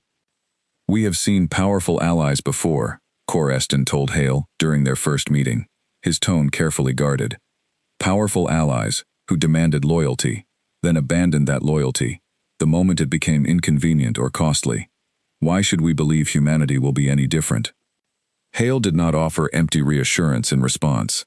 Instead, he simply told Cor Eston to watch, carefully, how humanity's commitment to the Caliph continued to unfold in the coming weeks, and to make his decision based on what he observed, rather than on any promise Hale could offer in words alone. It was a response that impressed the cautious diplomat more than any elaborate assurance might have, precisely because it asked to be judged by action rather than rhetoric. Over the following month, as Cor Eston watched human forces continue their thorough dismantling of every piece of Voranth infrastructure connected to the Dessa's Rest attack, watched the careful, humane treatment given to captured prisoners, watched the ongoing humanitarian support provided to the colony's traumatized survivors, he found his skepticism gradually giving way to something closer to genuine respect. When Voranth mobilization for a larger campaign became apparent, he returned to Earth with a formal offer of alliance from the HFY collective, the first of several such offers that would arrive from various minor species in the weeks that followed. Similar conversations played out across the region, as other cautious, historically vulnerable species weighed the risks and benefits of formal alliance with this rapidly rising human power. Not all of them chose to commit fully. Some offered limited cooperation, intelligence sharing or logistical support without direct military commitment, unwilling to fully expose themselves to Voranth retaliation until they were more certain of how the coming conflict would unfold. But enough species chose full alliance that by the time Voranth mobilization was complete, the coalition gathering to defend Caliph territory represented a genuinely significant combined military force, one that would prove far larger and more capable than Dominion intelligence reports had anticipated. Back on Kalis, Leora Vex watched this rapid expansion of the Alliance network with a mixture of hope and quiet apprehension. She understood, better than most, exactly what these other species were risking by aligning themselves openly against Voranth power, and she carried a heavy awareness that her own people's original crisis had, in a sense, become the catalyst for a much larger regional conflict now taking shape. She discussed this concern during a private conversation with Rachel Voss, who had returned once again to Kalis to help coordinate the growing coalition's diplomatic efforts. "So many species are placing themselves at risk now," Leora said, "because of what happened to us. I find myself wondering whether we bear some responsibility for that risk." Rachel considered the question seriously before responding. "I understand why you'd feel that way," she said, "but I think it's worth remembering that the Voranth Dominion was always going to be a threat to these other species eventually, whether the crisis started with your colony or with someone else's. What's happening now isn't really about you specifically. It's about whether the Dominion gets to keep expanding unchecked, taking whatever it wants from whoever is too weak to stop it. Your situation just happened to be the moment when enough of us decided, together, that this pattern needed to end." Leora absorbed this explanation slowly, understanding the truth within it, even as she continued to carry a personal weight of responsibility that would remain with her throughout the difficult months to come. The Voranth fleet that gathered at the edge of Caliph space was larger than anything the region had seen in living memory. Nearly 200 warships, drawn from a dozen different sectors of Dominion territory, formed up under the command of General Threx Kalen himself, who had reluctantly accepted personal command of the campaign after Overlord Dasik Vorn made it clear that failure would not be tolerated a second time. Kalen studied the tactical projections one final time before giving the order to advance. Dominion intelligence, improved considerably since the disaster at Dessa's Rest, now estimated human fleet strength at somewhere between 60 and 90 warships, a force that, on paper, his 200 ships should overwhelm easily, even accounting for whatever technological advantages humanity had demonstrated in the earlier engagement. What the intelligence reports could not account for, because the information simply did not exist within reach of Voranth's spies, was the true scale of what Earth had spent the past several months building. When the Voranth fleet finally advanced into Kalith space, they did not find 60 or 90 human ships waiting for them. They found something closer to 240, a combined force that included not just Earth's own considerably expanded fleet, but ships contributed by a coalition of smaller species. Allies humanity had spent months quietly recruiting, each of them bringing their own grievances against Voranth expansion, and their own reasons for wanting to see the Dominion's ambitions checked, permanently. The battle that followed, later remembered across human history simply as the Kalith Defense, lasted nearly 11 hours, the longest and largest engagement humanity had ever fought. It was not a simple, one-sided victory like the earlier battle at Dessa's Rest had been. The Voranth fought with the discipline and ferocity of a species that had built its empire through centuries of conquest, and for the first several hours, the outcome remained genuinely uncertain, with losses mounting on both sides. Fleet Commander Elena Cross coordinated the human and allied response from the bridge of the Resolute, watching as reports came in from across the battle line, tracking losses, redirecting reserves, making split-second decisions that would determine whether this alliance survived its first true test or collapsed under the weight of overwhelming Voranth numbers. Third Fleet reports heavy damage, an officer called out, requesting permission to withdraw and regroup. Denied, Cross said immediately. Send reinforcements from the reserve group instead. If we pull back now, we lose the position. And losing the position means losing Kalis. Hold the line. It was a costly decision, one that would result in further human casualties before the battle's end. But it was, Cross believed firmly, the correct one. Withdrawal at that moment would have allowed Voranth forces to push through toward Kalith population centers, exactly the outcome the entire defensive campaign had been built to prevent. Slowly, gradually, over the course of those long 11 hours, the tide of the battle began to shift. Human weapons technology, refined and improved based on data gathered from the earlier engagement at Dessa's Rest, proved increasingly effective against Voranth shielding as the battle wore on. Allied forces, fighting with the desperate determination of species who had suffered under Voranth expansion for generations, held their positions with a tenacity that surprised even their own commanders. General Kalen, watching his own fleet's losses mount far beyond anything his projections had anticipated, began to understand, with growing dread, that he had walked into a trap far more sophisticated than he had realized. This was not simply a defensive stand by an overconfident young species. This was a carefully coordinated response from an alliance that had spent months preparing specifically for this moment, gathering allies, refining weapons, and positioning forces with a patience that belied humanity's supposed inexperience. By the 11th hour, with more than 60 of his 200 warships destroyed or disabled, and no clear path to victory remaining, Kalen made the difficult decision to order a full withdrawal, preserving what remained of his fleet, rather than continuing a battle that had, by that point, become unwinnable. The retreat was not clean. Human and allied forces pursued the withdrawing Voranth fleet for several additional hours, picking off damaged ships that could not keep pace with the main retreat, ensuring that the cost of this failed campaign would be felt as thoroughly as possible. By the time the last Voranth ships finally escaped into hyperspace, General Kalen's once mighty fleet had been reduced by nearly half, a catastrophic loss that would take years for the Dominion to rebuild. On Kalis, Leora Vex had spent the entire battle in an underground shelter, alongside thousands of other Kalith civilians, listening to updates relayed through emergency broadcast channels, unable to do anything but wait and hope that the alliance she had helped build would prove strong enough to protect her people.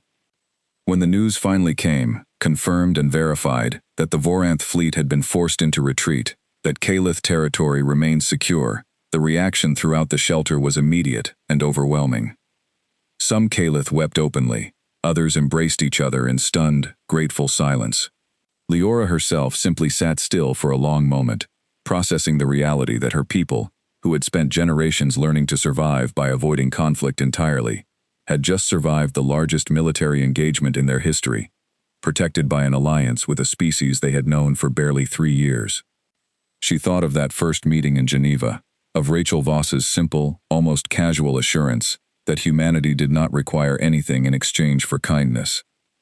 She thought of Admiral Hale's words on Kalis, telling her that her people would never have to look over their shoulder again while humans were around. At the time, both statements had felt like generous, perhaps overly optimistic promises. Now, having witnessed exactly what those promises meant in practice, she understood them differently. Back on Earth, news of the victory at Kalis spread quickly, met with a complicated mixture of relief and grief. The battle had cost human lives, more than any conflict in recent memory, and every family that received notification of a loss understood clearly the price that had been paid to keep the promise made to their Kalith allies. Admiral Hale addressed a gathering of military leadership shortly after the battle's conclusion, his voice heavy with the weight of the losses reported over the past 24 hours. "We won," he said simply. "But I don't want anyone in this room to mistake that for something easy, or something to celebrate without also grieving what it cost us. We made a promise to protect our friends, and we kept it. But that promise had a price, and good people paid it today." He paused, looking around the room at the gathered officers, many of whom had lost friends and colleagues in the battle. "The Voranth Dominion is going to have to decide, now, what comes next," he continued. "Whether they accept this defeat and withdraw their claims on Kalith territory permanently, or whether they try again and force us to do this all over. I hope, for everyone's sake, human and Kalith both, that they choose the first option. But whatever they choose, our position hasn't changed, and it isn't going to. We protect our friends, completely, no matter what it costs us." Far across the growing distance between the two powers, in the black stone throne room of Overlord Dasik Vorn, that very question was already being debated with growing urgency, as reports of the catastrophic defeat at Kalis continued to arrive, each one worse than the last, forcing the Dominion's leadership to confront a reality they had not previously considered possible. That this young, supposedly insignificant species called humanity might genuinely be capable of standing against them, and winning. During the long hours of the battle itself, aboard the Resolute, Fleet Commander Cross had faced a moment that would stay with her long after the fighting ended. Midway through the engagement, with losses mounting on both sides and the outcome still genuinely uncertain, she received an urgent report that one of the Allied Ithri vessels, badly damaged and drifting without power, sat directly in the path of an advancing Voranth strike group, unable to retreat or defend itself. The tactical situation offered a difficult choice. Redirecting ships to protect the stranded Ithrii vessel meant weakening the defensive line elsewhere, potentially allowing Voranth forces to break through toward Kalith population centers. Leaving the Ithrii ship to its fate meant abandoning a new ally in their very first battle together, precisely the kind of betrayal Kor Eston had once worried humanity might eventually commit when convenience demanded it. Cross made her decision within seconds. "Redirect the second reserve group to cover that Ithrii vessel," she ordered. "Full escort, get them out of there." Commander Nandon looked at her carefully. "Ma'am, that weakens our center formation significantly, right when the Voranth are pushing hardest." "I know," Cross said. "But if we let that ship die because protecting it was inconvenient, we lose more than one vessel. We lose the trust of every ally who's watching how we handle this moment. Redirect the group. That's an order." The maneuver worked, though barely, and at real cost. The center formation, weakened as Nandon had predicted, suffered additional losses in the minutes that followed, as Voranth forces pressed their advantage there.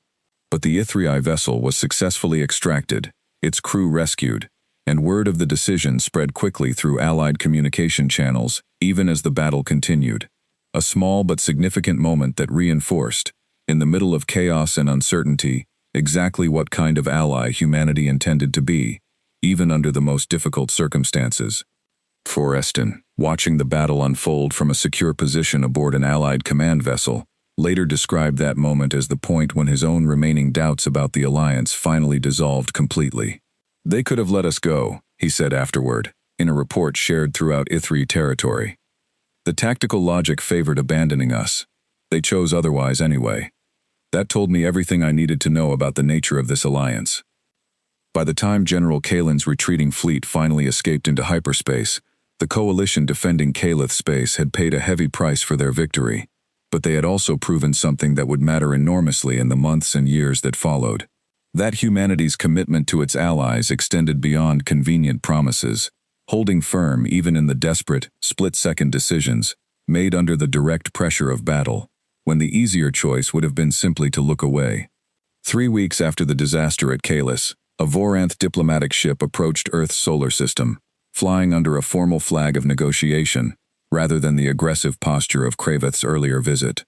Overlord Dasik Vorn, faced with the loss of nearly half his primary battle fleet and mounting pressure from his own advisors, had reluctantly authorized an attempt at negotiated peace, hoping to salvage something from a campaign that had gone catastrophically wrong. The Voranth delegation, led this time by a senior diplomat named Arissa Vel rather than a military officer, met with human representatives in the same Geneva conference room where Rachel Voss had first met with Kravith months earlier. Rachel was present again, though her role had shifted considerably since that first meeting. She now sat as part of a larger delegation that included military representatives, alongside Admiral Hale himself, whose presence signaled the seriousness with which Earth approached this negotiation. Arissa Vel began the meeting with careful, practiced diplomacy, offering formal acknowledgement of Voranth losses and, notably, a proposal that surprised many in the room with its apparent generosity.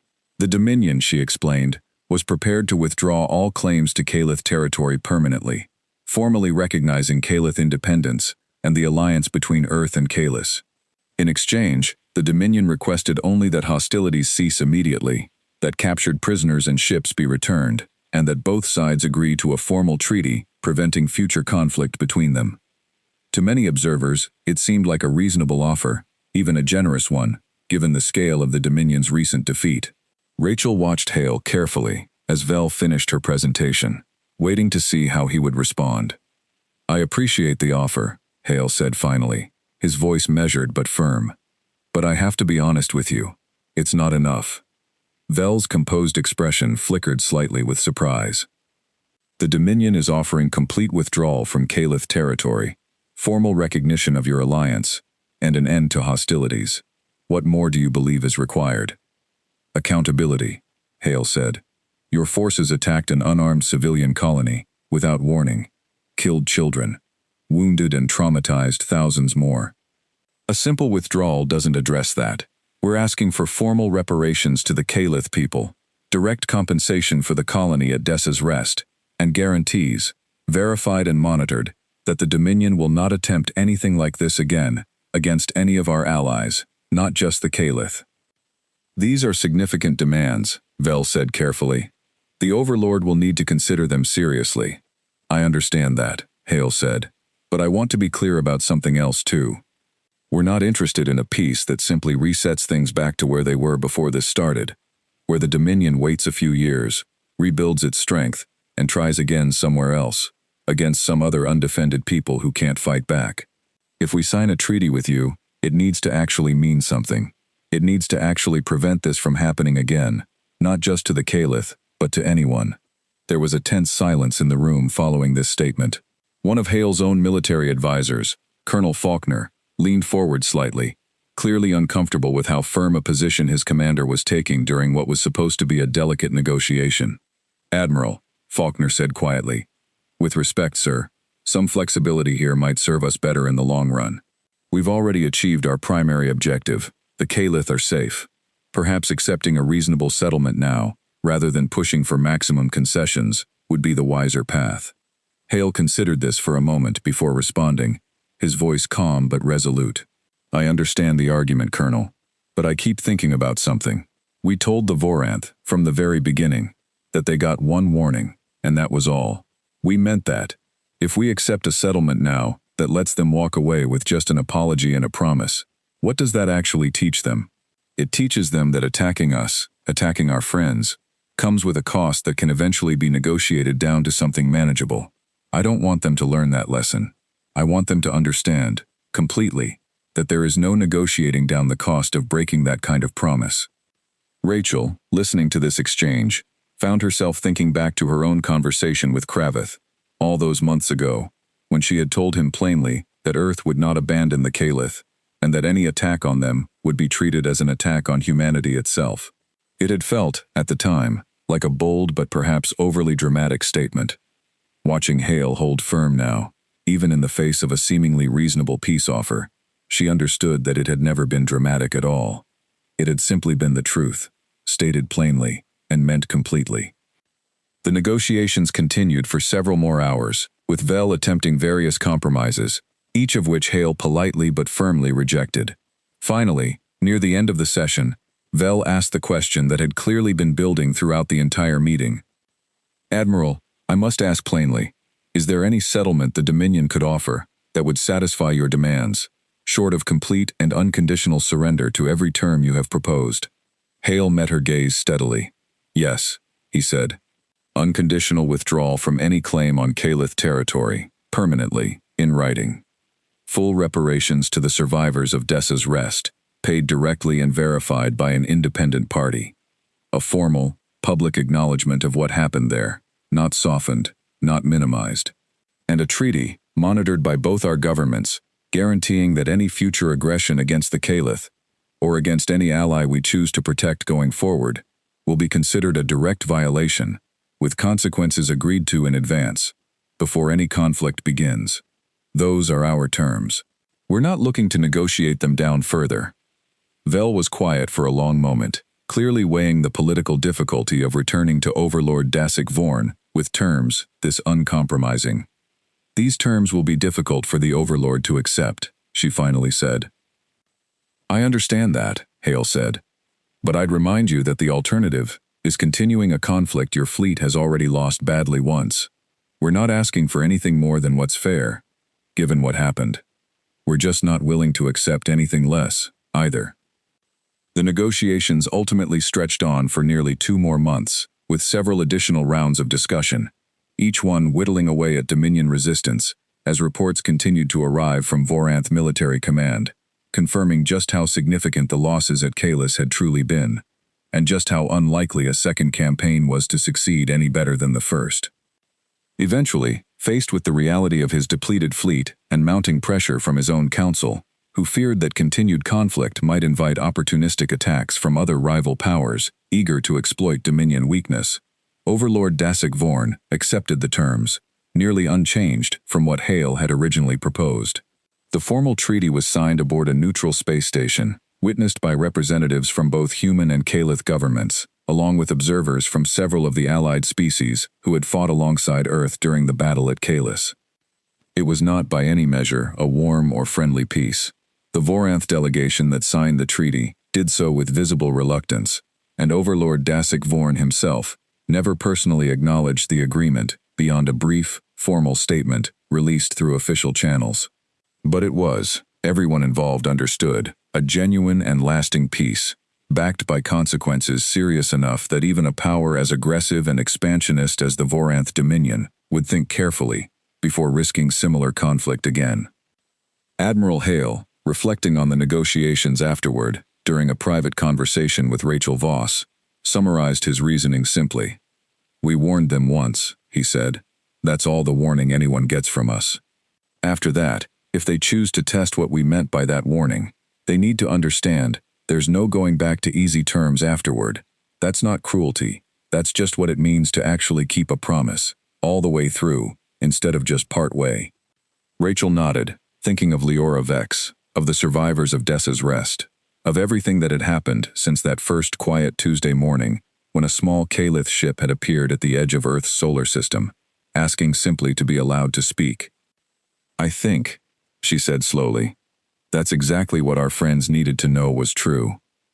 The final treaty ceremony took place aboard a neutral space station, situated between Dominion and Allied territory, a carefully chosen location, meant to avoid any appearance of humiliation or conquest on either side. Overlord Dasik Vorn did not attend personally, sending instead a senior delegation led by General Kalen himself, whose own military assessment of the situation had ultimately proven decisive in convincing the Dominion leadership to accept terms they would otherwise have resisted far longer. Kalen's presence at the ceremony carried its own quiet significance. As the officer who had commanded the disastrous campaign at Kalis, He understood better than almost anyone within Dominion leadership exactly how thoroughly humanity's response had exceeded every expectation his intelligence services had provided. During a brief private conversation with Admiral Hale before the formal signing began, Kalen offered something unusual for a Voranth officer, a measure of genuine, if reluctant, respect. "I underestimated your people," Kalen said simply. "I do not make that mistake easily, and I do not make it twice. Whatever happens between our governments going forward, I want you to understand that the Dominion military will not treat this treaty carelessly. We understand now what disregarding it would cost us." "I appreciate you saying that," Hale replied. "For what it's worth, I don't think this needed to happen the way it did. If the initial warning had simply been respected, none of this loss, on either side, was necessary." "Perhaps," Kalen said, "but the Dominion has operated a certain way for a very long time. Old patterns do not change easily, even when perhaps they should. Your people may have taught us something important through this conflict, something the Overlord himself may need more time to fully accept." The formal signing itself was brief, almost anticlimactic, given the enormous cost that had led to this moment. Documents were exchanged, formal statements read aloud in both Voranth and human languages, and witnesses from Kalith, Ithrii, and several other allied species formally recorded their observation of the proceedings, ensuring the treaty carried weight, recognized across the entire regional community, rather than remaining a private matter between just two powers. Leora Vex attended as part of the Kalith delegation, watching the proceedings with an expression that mixed relief, grief, and cautious hope in equal measure. She thought, as the final documents were signed, of Dovin Trask and Kessa Dren, of the families at Dessa's Rest who had lost loved ones to violence, that this treaty could never fully undo, no matter how favorable its terms. Peace, however complete, could not erase what had already happened. It could only ensure, as thoroughly as any agreement between rival powers could manage, that it would not happen again. After the ceremony concluded, as delegates from various species mingled cautiously in the station's central gathering hall, Rachel Voss found herself standing near Leora, both women quiet, watching the unusual sight of Voranth officials speaking, however stiffly, with Kalith and Ithri representatives, who had so recently been their enemies. "It's strange," Rachel said quietly. "A year ago, this room would have been unthinkable. Voranth officials standing peacefully in the same space as Kalith diplomats, with allied representatives from a dozen other species watching, to make sure everyone honors what's just been agreed to." "Strange," Leora agreed, "but perhaps this is what real peace looks like, in the end. Not the absence of difficulty, but the presence of enough shared understanding, and enough shared cost, that both sides finally choose a different path forward." Rachel nodded slowly, watching the careful, cautious diplomacy unfolding around them, understanding that whatever came next for this rapidly expanding alliance, this moment represented something genuinely new for this region of the galaxy. Proof that even the most aggressive, expansionist powers could be made to accept limits, when enough people were willing to stand together and insist on them completely. In the months following the signing of the peace treaty, Leora Vex found herself thinking often about what her people had witnessed and what it meant for the future of the Kalith. She had been appointed, by unanimous decision of the Kalith Governing Council, to lead a formal delegation tasked with documenting the events of the past year, from the first Voranth warning through the final treaty signing, for the historical record. It was a task she approached with great care, understanding that how this story was told would shape how future generations of Kalith understood both the conflict itself and the alliance that had carried them through it.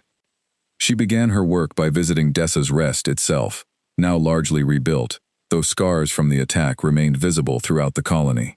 New buildings stood alongside memorials to those who had died during the Voranth assault, simple stone markers bearing the names of the dead, tended carefully by surviving family members and volunteers. Dovin Trask, the young engineer whose desperate distress call had first brought human help to the colony, now worked as a guide for visitors to the memorial site, sharing his experience with anyone who wished to understand what had happened that night. Leora sat with him for several hours, recording his account carefully. "I think about it often," Dovin told her, his voice steady but quiet. "How close we came to losing everything. If the humans had waited even a few more hours, if their fleet had been positioned even slightly further away, I don't know if any of us would have survived to tell this story. Do you resent what happened? Leora asked carefully. The scale of it? The war that followed? Dovin considered the question seriously before answering. I used to wonder about that, he said. In the early days, when the fighting was still ongoing, and I heard about how large the human response had grown, how many more battles were being fought because of what happened here. I worried that our small colony had somehow caused something much larger and more terrible than it needed to be. And now? Now I understand it differently, Dovin said. The Voranth didn't stop with us because we asked nicely. They didn't develop mercy on their own. If the humans had accepted a smaller response, a limited one, I believe the Voranth would have simply tried again, somewhere else, against some other Kalith colony, or perhaps against one of the other small species who don't have anyone powerful enough to protect them at all. The completeness of the human response, as frightening as it was to witness from a distance, is what actually stopped that from happening. I don't resent it. I'm grateful for it, even though I wish it had never needed to happen at all. Leora recorded these words carefully, understanding that they captured something important about how her own feelings on the matter had evolved as well. She continued her research, traveling to Kalith's capital city to interview members of the governing council who had worked most closely with human diplomats and military leadership throughout the crisis. One elder council member, a woman named Sela Kor, who had lived through earlier smaller conflicts with other aggressive species long before humanity's arrival, offered Leora a perspective shaped by decades of Kalith history. Our people have always survived by avoiding conflict, Sela Kor said during their interview. We learned generations ago that engaging powerful enemies directly, standing our ground against those stronger than ourselves, only led to greater losses.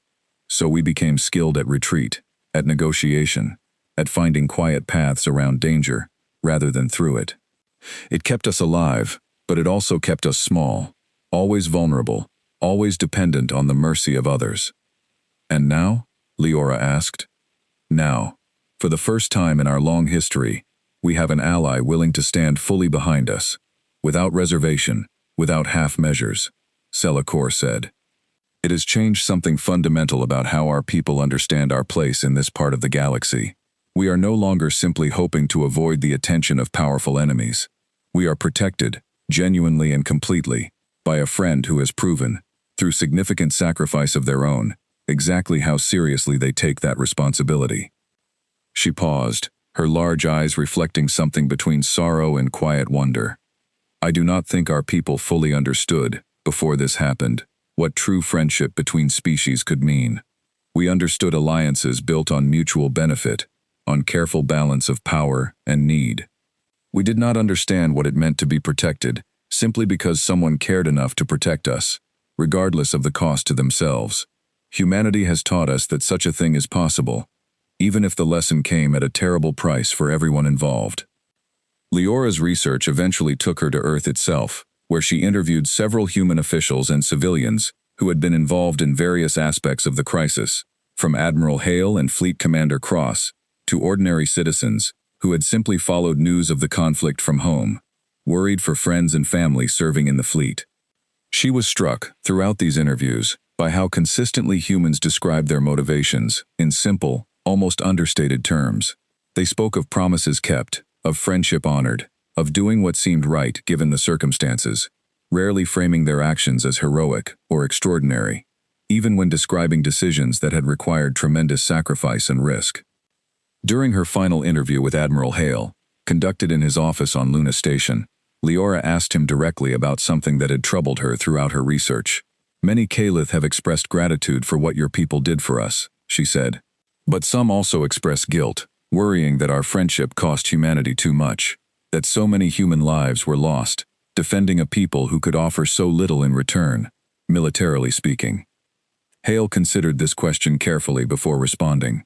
I understand that guilt, he said. But I'd ask you to think about it differently.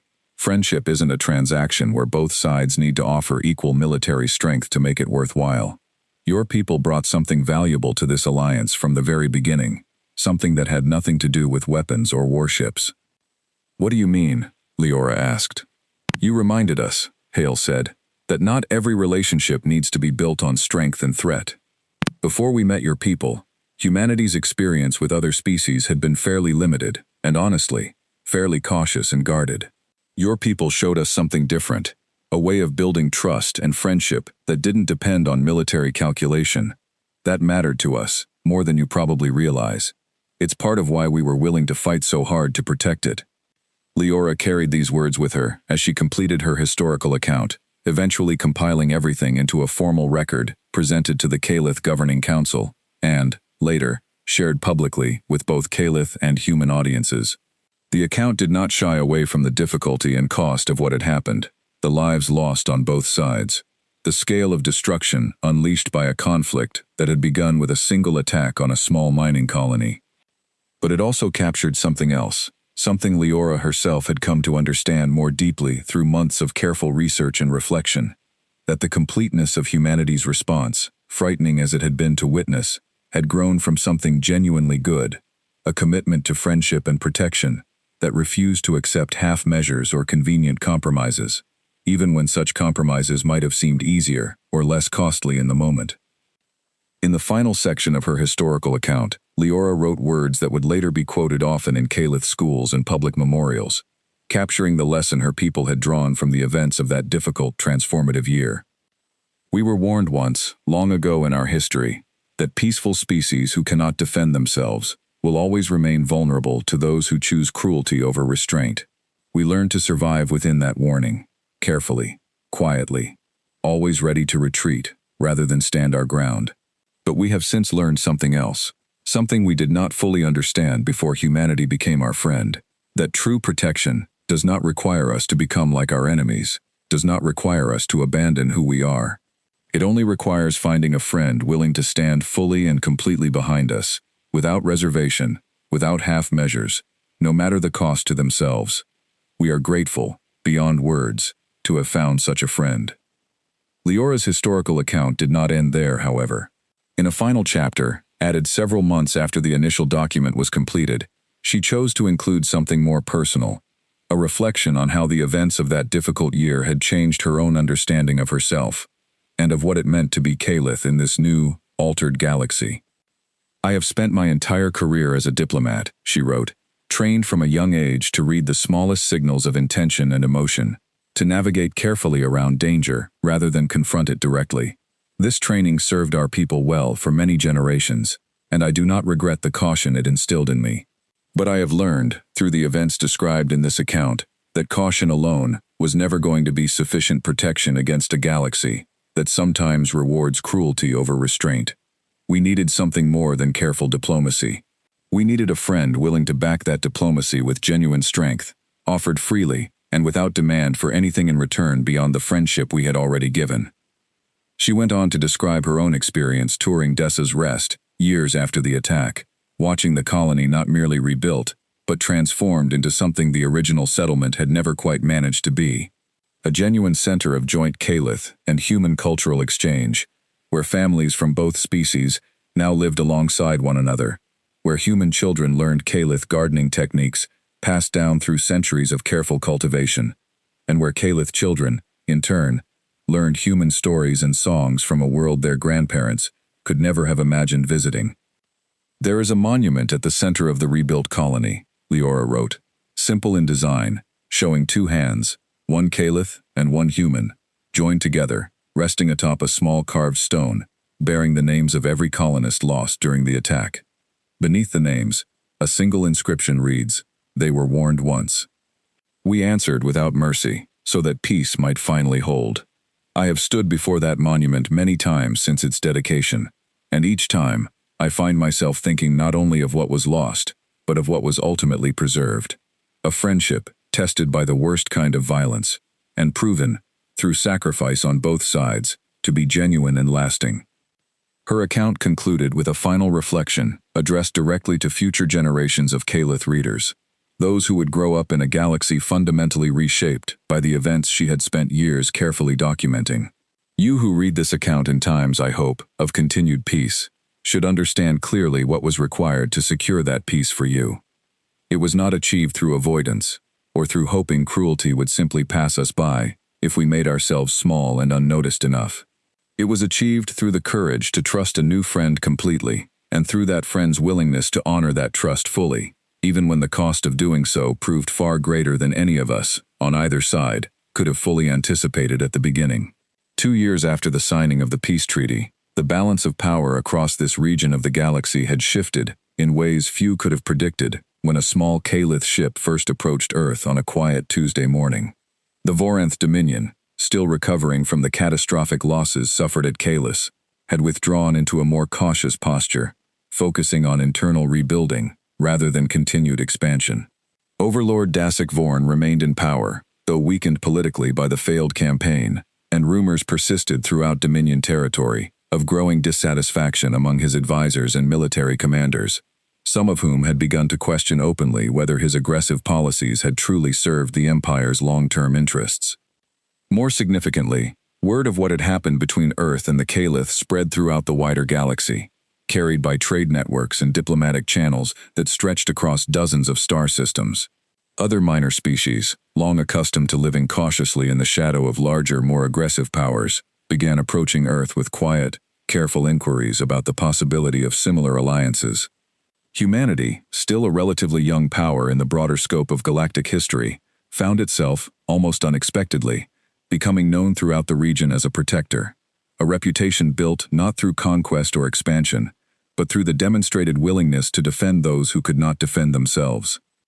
Fleet Commander Elena Cross, now promoted to oversee Earth's expanding defense coalition, reflected on this shift during a private conversation with Admiral Hale, held aboard the Resolute during a routine inspection tour of Allied territories.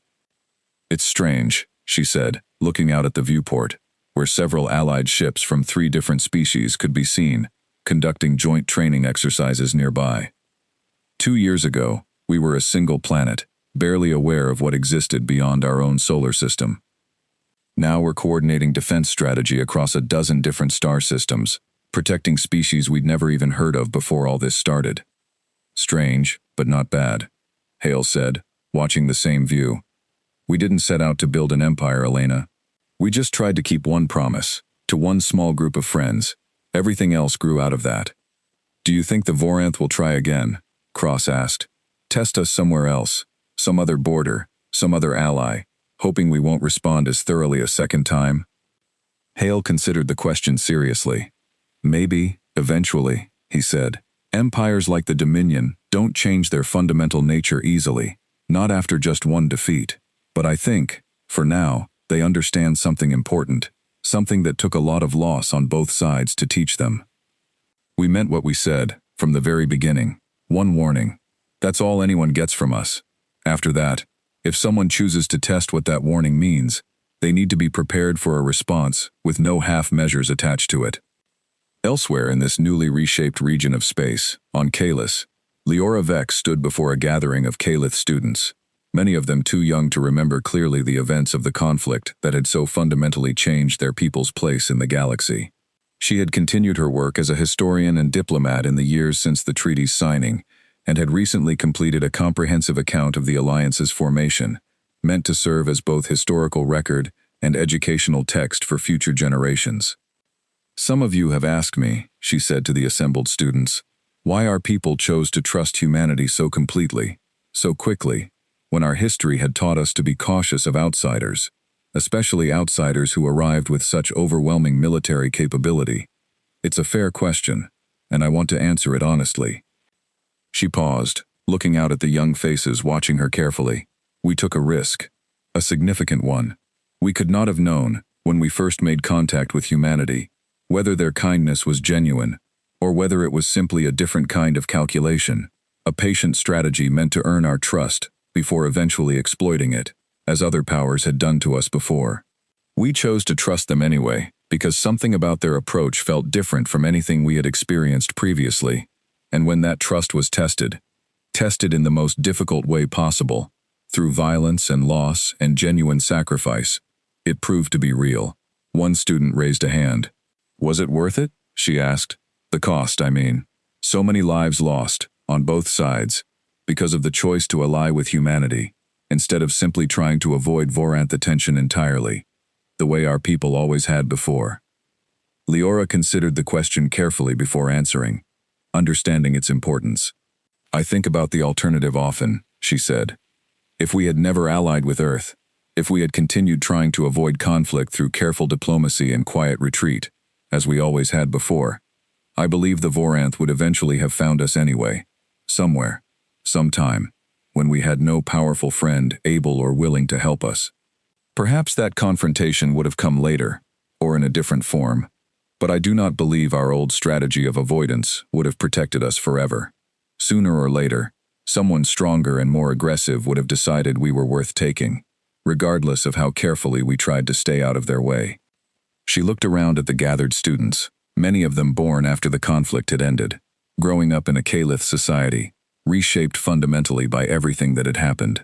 So yes, she continued, I believe it was worth it, though I say that carefully, aware of how much it cost, and mindful of every family who lost someone during that difficult year. We are no longer a people defined by our vulnerability, always looking over our shoulder, always ready to retreat rather than stand our ground. We found a friend, willing to stand beside us completely, without reservation, and in doing so, we discovered something about ourselves as well, that we are capable of contributing meaningfully to something larger than simple survival, that our friendship and our culture and our way of seeing the world have value worth protecting, even by a species far more powerful than our own. After the gathering concluded, Leora walked alone through the gardens near Kalith's capital, gardens that had stood for centuries, tended carefully through generations of careful, patient cultivation.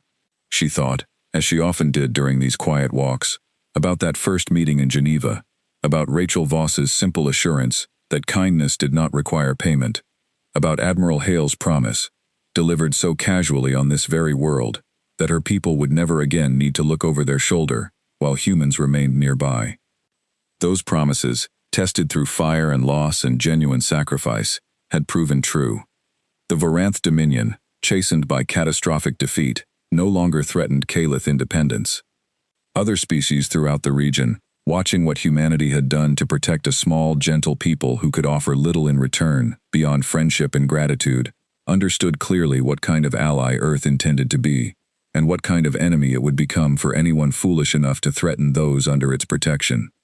The story of Dessa's rest, of the warning delivered and ignored, of the response that followed with such complete and thorough resolve, had become something larger than simple history. It had become, throughout this region of the galaxy, a lesson understood by every power, watching carefully from the shadows, that humanity, this young, still-growing species that had once seemed insignificant and unproven, kept its promises completely, without exception, and protected its friends with a thoroughness that left no room for anyone to mistake kindness for weakness. Dovan Trask, now serving as a senior engineer, overseeing the continued expansion of Dessa's Rest, occasionally hosted visitors from other allied species who came to see, firsthand, the place where the Alliance's defining test had first begun. He found himself, over the years, growing comfortable in the role of guide and witness, sharing his account of that terrible night, not out of any desire for recognition, but because he believed strongly that the story needed to be remembered accurately, without exaggeration or unnecessary embellishment, exactly as it had happened. During one such visit, a young HFY diplomat, part of a delegation studying the Alliance's history in preparation for deepening cooperation between the HFY collective and the broader coalition, asked Dovan a question he had heard many times before, but which still required careful thought each time it was posed to him. "Do you believe," the diplomat asked, "that humanity would respond the same way today if a similar attack happened against some other, smaller ally, one less established within the coalition than the Kalith have become?" Dovan considered the question seriously before answering, drawing on years of reflection on exactly this point. "I believe they would," he said finally, "not because of any special affection for the Kalith specifically, though that affection is certainly real and important. I believe it because of something more fundamental in how humanity seems to understand promises. Once they commit to protecting someone, that commitment does not appear to weaken based on how new or how small that someone is. I have watched them extend the same seriousness of purpose to newer allies, species who joined this coalition only recently, that they showed to us during our own crisis. That consistency, more than anything else, is what convinces me the promise is genuine, not merely convenient." The diplomat nodded slowly, recording the answer carefully for his own delegation's reports, understanding that this kind of first-hand testimony carried weight that no official treaty document could fully replicate. Elsewhere, aboard the Resolute, now serving as flagship for a coalition defense fleet that had grown considerably since the crisis at Kalis first began, Fleet Commander Cross prepared for a routine briefing with newly joined Allied officers, representatives from several species who had chosen, in the years since the treaty's signing, to formalize their own alliance with the growing human-led coalition. She reviewed the assembled faces before beginning her presentation, noting with quiet satisfaction how thoroughly the character of this alliance had expanded beyond its original, simple beginning. "Some of you are new to this coalition," she began, addressing the gathered officers directly. "You may be wondering exactly what you've joined and exactly what commitment you can expect from your allies going forward. I want to be straightforward about that. We don't promise easy victories. We don't promise conflicts without cost. What we do promise is this: if you are attacked because of your alliance with us, we will respond completely, without half measures, for exactly as long as it takes to make sure that attack does not succeed and does not happen again.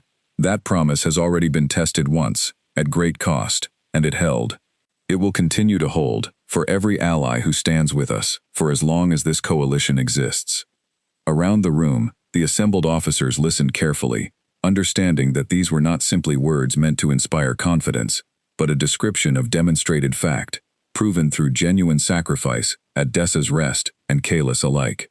The story that had begun with a single small ship approaching Earth on a quiet morning had grown, through years of careful choices and difficult sacrifice, into something far larger, a genuine alternative to the pattern of conquest and exploitation that had defined this region of the galaxy for generations before humanity's arrival. They had been warned once. And in the quiet gardens of Kalis, beneath skies now permanently secured by an alliance forged through both genuine friendship and genuine sacrifice, that single warning, and everything that followed from it, had changed the fate of two very different species forever, binding them together in a partnership neither could have fully imagined on that quiet Tuesday morning when a small, gentle ship first approached Earth, asking only to be allowed to speak.